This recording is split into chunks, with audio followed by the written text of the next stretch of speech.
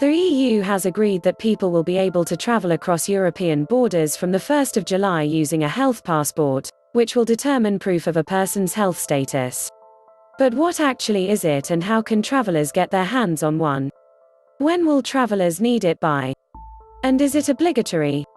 And does an EU-wide certificate actually exist? In light of the new formal agreement between all EU countries, here's the latest on how to travel Europe this summer.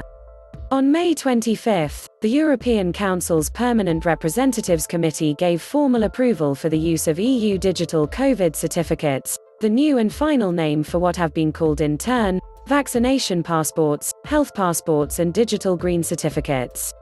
As well as pertinent information such as the person's name, the EU digital COVID certificate will provide proof that a person has either been vaccinated against COVID-19, recovered from COVID-19, and it will hold details of negative COVID-19 test results.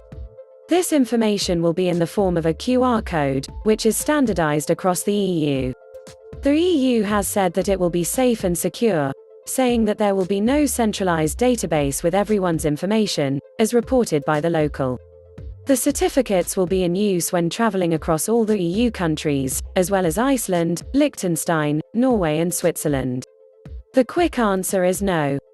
EU digital COVID certificates will not be a legal requirement for travel, with the EU quick to defend civil liberties by declaring that it is not a precondition for exercising free movement rights and it is not a travel document. This is the reason it is called a certificate and not a passport. It is undeniable, however, that border control is going to be much easier and quicker if everyone is using it. Again, the quick answer is no. Whilst it is called the EU Digital COVID Certificate, it can be on paper too. If travelers only have a paper copy of vaccination documents or test results and don't want to, or can't upload them into their phones, they can travel with the paper versions. Commission President Ursula von der Leyen said of the certificate, "All EU citizens have a fundamental right to free movement in the EU." The EU Digital COVID Certificate, available in paper or digital format, will make it easier for Europeans to travel, whether to see their families and loved ones or to get some well-deserved rest. Again, this is another problem with the title, in that there will not be an EU-wide application created, as confirmed by The Local. If a traveler wants to use an application, rather than carry the piece of paper, they should use the digital application created in the country of residence.